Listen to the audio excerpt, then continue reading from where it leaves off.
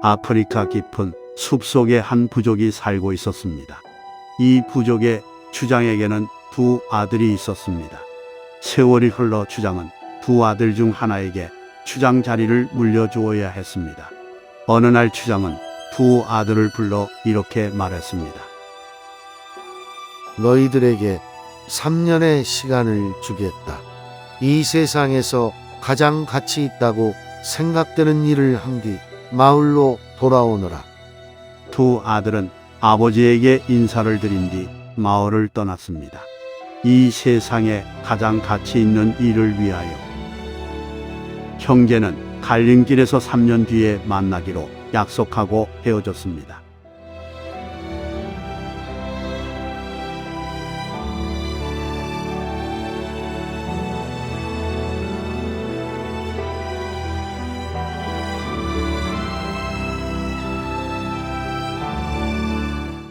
첫째는 살아오면서 이 깊은 숲속에 피려는 길을 잃지 않도록 하는 이정표라는 생각이 들었습니다. 첫째는 미리 준비해 온 도구로 나무를 자르고 다듬어서 이정표를 하나씩 만들어 세우기 시작했습니다. 세월은 순식간에 흘러 약속한 날짜가 되었습니다. 3년여 만에 형제는 함께 만나 아버지를 만났습니다. 너희들이 3년 동안 이루어 놓은 가치 있는 일을 확인해 보자꾸나. 첫째는 자신이 3년 동안 열심히 작업해온 일을 아버지에게 보여줄 생각에 마음이 부풀었습니다. 길 이정표에 따라 깊은 숲속으로 들어섰습니다. 한동안은 이정표를 따라서 길을 잘 찾아갈 수 있었습니다. 그런데 이게 웬일일까요? 굳게 세워져 있어야 할 이정표는 바닥에 널브러져 있었습니다. 그리고 날이 어두워졌습니다. 아프리카의 정글 숲속에서 밤을 맞는다는 것은 생명을 잃을 수도 있는 위험한 일이었습니다. 그러나 첫째에게는 두려움보다 허무함이 더 크게 몰려왔습니다.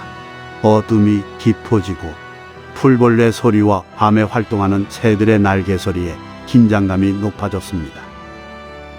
칠흑 같은 어둠. 얼마나 긴 시간이 흘렀을까요? 어둠 깊숙한 곳 저편에서 갑자기 사람들의 말하는 소리가 들려왔습니다.